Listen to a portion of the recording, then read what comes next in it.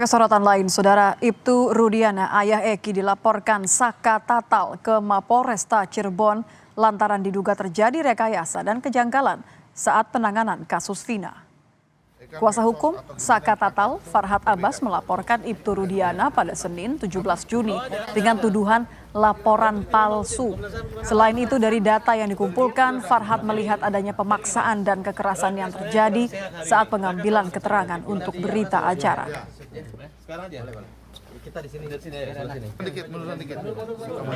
Yang kita laporkan membuat laporan palsu itu karena pelapor atau polisi pertama sebelum dilakukannya otopsi dia sudah menyimpulkan bahwa ada luka tusukan atau sabetan benda tajam. Sementara yang kami ketahui itu bertentangan atau berbeda dengan hasil otopsi maupun visum awal. Nah, sehingga inilah yang kita melihat kaitan dari dicabutnya laporan BAP Liga Akbar dan beberapa orang lainnya yang menyatakan bahwa mereka diarahkan untuk membuat BAP yang memberatkan.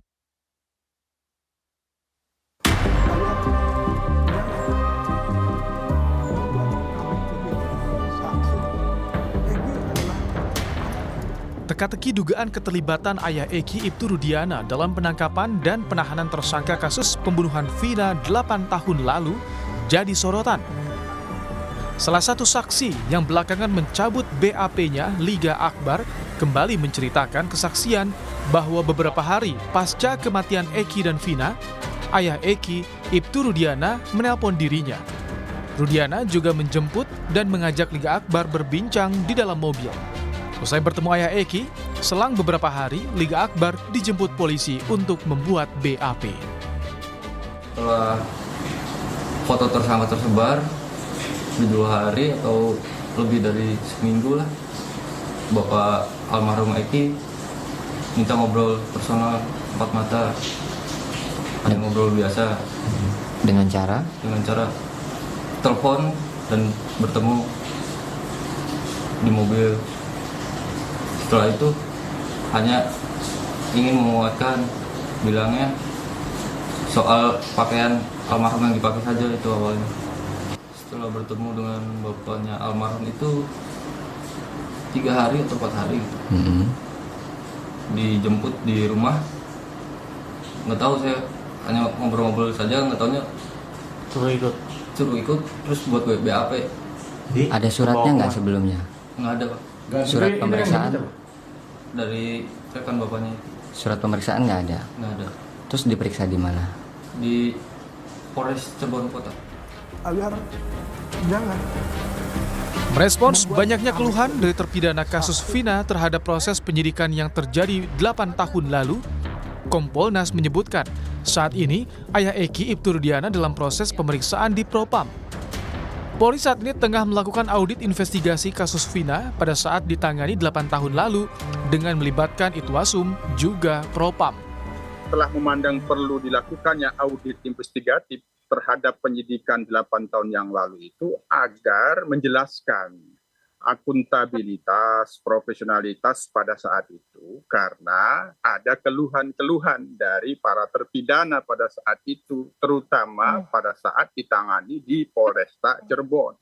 Dalam proses ini kami memantau proses melakukan audit investigatif ini telah dilakukan adanya asistensi dari Inspektorat Pengawasan dan Propam, dan dalam pantauan memang Pak Rudiana masih dalam proses pemeriksaan.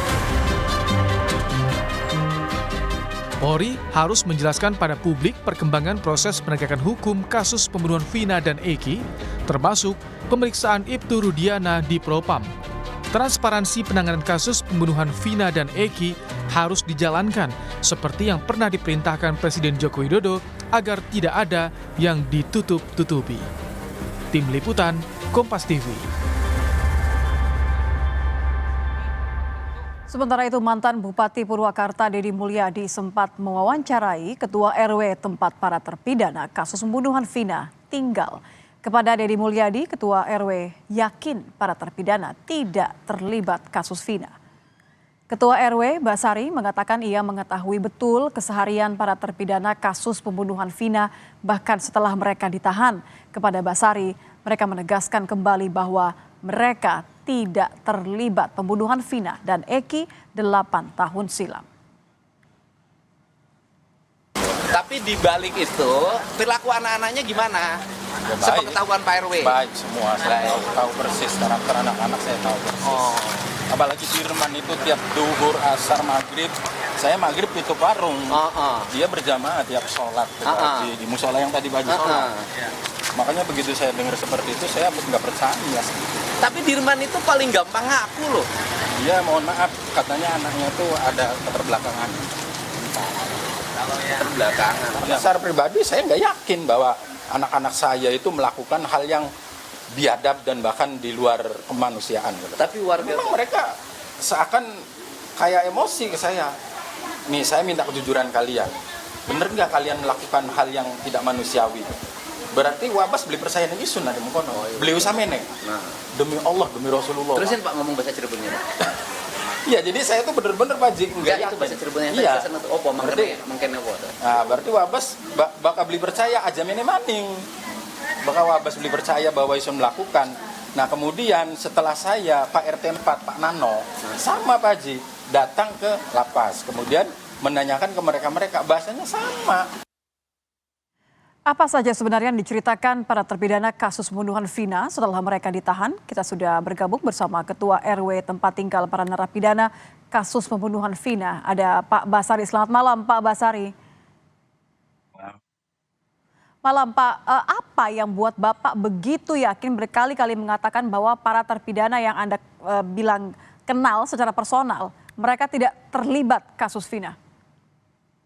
Nah, saya jujur warga asli, saya pribumi di kampung ini, kemudian setiap hari mereka itu saya tahu kepribadiannya, bahkan yang tadi saya katakan Dirman, dia itu benar-benar anak yang taat, anak yang patuh, setiap salat waktunya tepat, kemudian selalu berjamaah. Kemudian musola itu kebetulan posisinya di sebelah utara warung saya, Bu.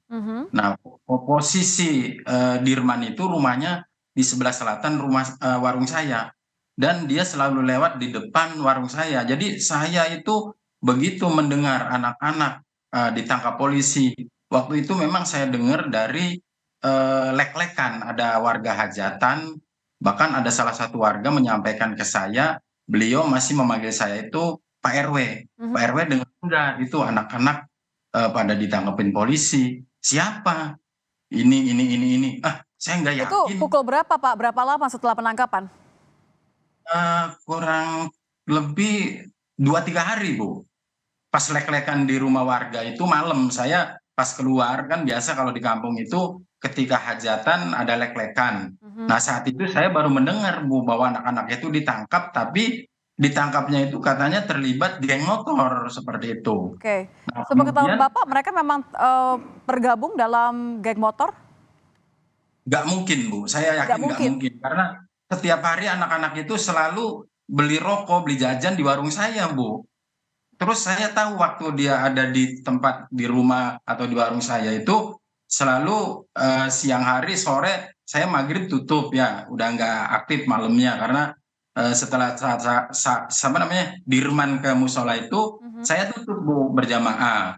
Jadi yang namanya Dirman itu, Bu, dari duhur, asar, maghrib itu selalu sholat berjamaah di musola. Oke, Nah, kalau Bapak 2 hari kurang lebih setelah mereka ditangkap ya, mendengar dari cerita warga, berarti terakhir kali ketemu dengan Dirman dan teman-temannya, hari apa Pak? Atau kapan? Berapa lama? Ya kalau ketemu sih sebenarnya tiap hari ketemu, Bu, karena warung saya itu mereka jajan beli rokok di saya, Bu. Seperti itu, Bu. Bapak betul Kalau bahwa ketemu sempat tiap melihat hari, para terpidana ini tidur di rumah Pak RT waktu malam kejadian pembunuhan ini? Nah, kalau tidur sih jujur saya tidak tahu, Bu, karena saya menjelang maghrib pas si Dirman ke musola itu saya ikut tutup, Bu. Saya pulang karena saya juga berjamaah. Jadi saya terakhir warung itu tutupnya maghrib. Jadi untuk malam harinya saya nggak buka warung. Itu Ini warung milik Bapak tapi posisinya depan rumah Pak RT ya Pak ya? Bu, persis depannya. Persis depannya. Tapi malam itu tutup sehingga Bapak tidak tahu bahwa mereka ada di mana ya malam itu ya? Tidak tahu sama sekali, tidak tahu. Tidak tahu. Karena kebetulan saya juga waktu itu tidak menjabat sebagai ketua RW, jadi ada kejadian seperti itu pun saya tidak terlibat dan tidak dilibatkan untuk hal-hal yang mungkin berkaitan dengan urusan kepolisian atau membantu dalam hal apapun saya tidak dilibatkan. Karena kebetulan saya waktu itu 2014 sampai 2017 Bu. Saya tidak menjabat jadi ketua RW. Oke. Kalau keseharian Bapak tadi menyebut kenal betul mereka bahkan tidak tergabung dalam geng motor ya. Bapak yakin sekali ya? Yakin sekali. Karena latar belakang mereka saya tahu Bu. Kondisi ekonominya pun mohon maaf dalam tanda kutip menengah ke bawah. Bagaimana dia bisa beli motor? Mau saya tahu ada yang nggak punya motor ada. Bahkan kalau jajan pun ya mohon maaf Bu, itu uangnya receh Bu. Mohon maaf, kasihan Bu. Kalau sampai bahasa membunuh, memerkosa, Masya Allah saya nangis saat itu Bu. Nggak percaya sama sekali. Apalagi lihat Dirman itu taat banget anaknya.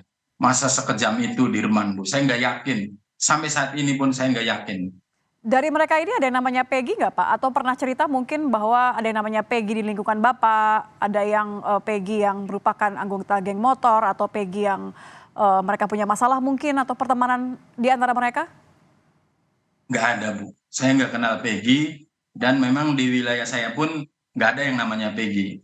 Jadi saya tahu ya warga saya aja, saya tahu tuh Bu, yang mendengar dibawa ke polisi kasus geng motor, udah sebatas itu saya tahunya saat itu. Setelah Bapak dengar bahwa Dirman dan teman-temannya ini ditangkap polisi, apakah Bapak sempat bicara dengan keluarga?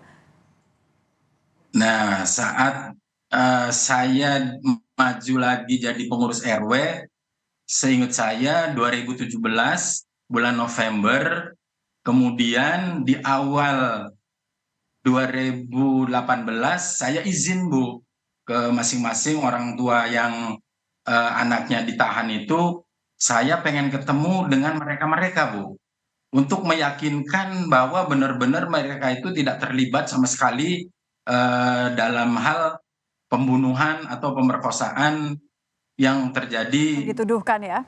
Ya, yang dituduhkan itu. Dan alhamdulillah orang tua mereka mengizinkan saya untuk datang ke lapas, bahkan mereka pun semua sempat bercerita dengan Bapak. Pak, saya ingin ditahan dulu sebentar, saya ingin lebih jauh lagi mendengar apa yang mereka ceritakan kepada Pak Basari. Namun setelah jeda, mohon tetap bergabung bersama kami Pak Basari di Kompas Malam. Saat lagi kami akan kembali dengan informasinya usai jeda.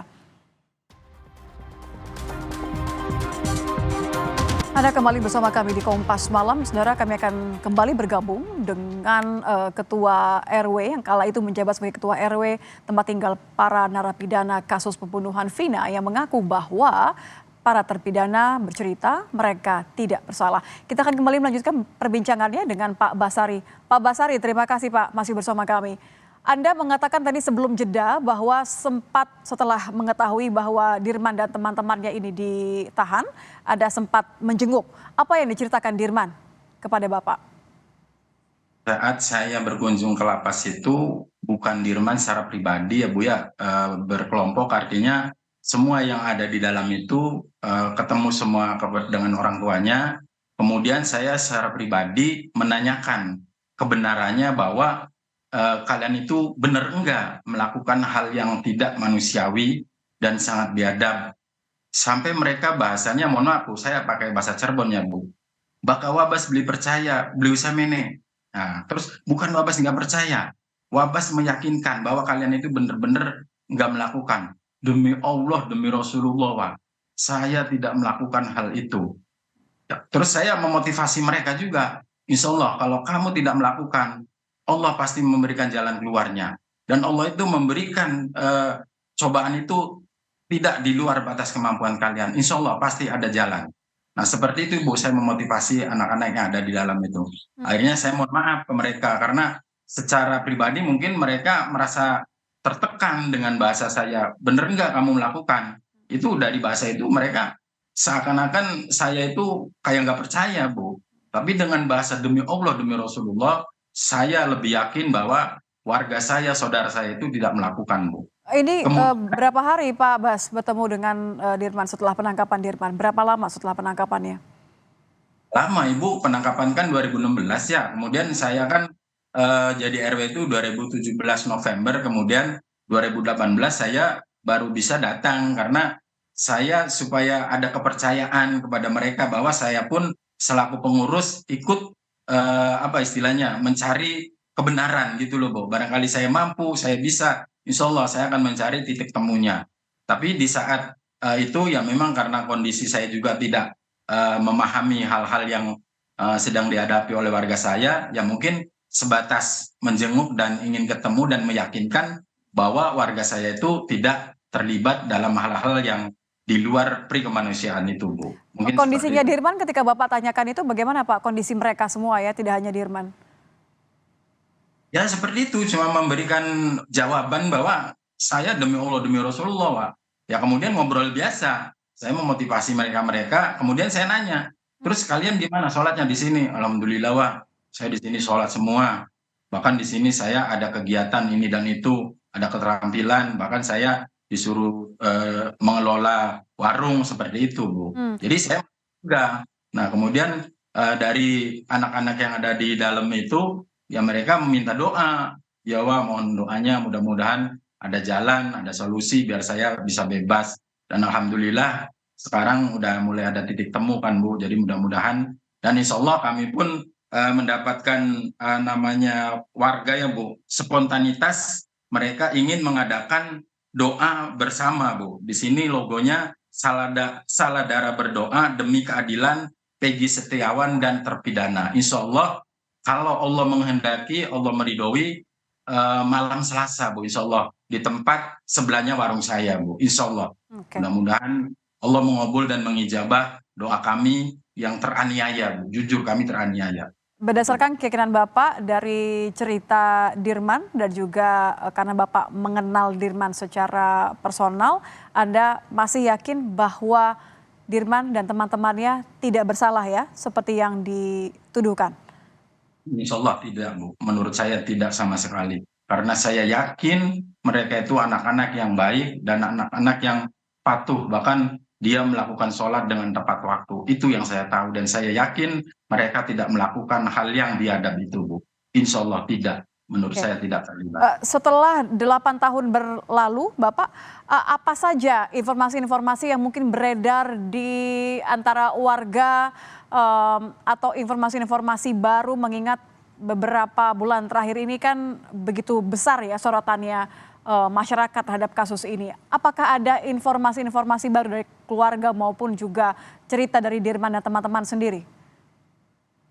Kalau selama saya menjabat RW dari 2017 sampai sekarang, Bu, sebelum pemutaran film Pina itu muncul, vakum, Bu, tidak ada perkembangan apa-apa. Bahkan mohon maaf, pernah ada salah satu warga dari desa sebelah, Bu, seolah-olah kampung saya itu mencekam, Bu. Bahkan mereka katakan dia yang punya anak laki-laki kalau malam minggu tidak boleh melintas di Saladara, di kampung Karya Bakti. Saya sampai miris, Bu. Loh, alasannya apa? Jangan dianggap Saladara itu orangnya baik-baik. Warganya diem sampai ada pembunuhan segitu sadisnya. Astagfirullahaladzim. Saya nangis, Bu, jujur, Bu, saat itu. Ada teman dari desa sebelah datang ke saya sampai segitunya, Bu. Katanya Saladara itu sangat sadis, mencekam. Kalau malam minggu anak-anak laki-laki nggak boleh melintas di kampung Saladara. Itu, Bu, yang saya miris saat itu, Bu. Anda merasa dirugikan karena adanya tuduhan seperti ini ya, Pak ya. Padahal Anda yakin bahwa Dirman dan teman-temannya tidak bersalah. Baik, terima kasih Pak Basari sudah bergabung bersama kami di Kompas Malam. Selamat malam, Pak. Malam.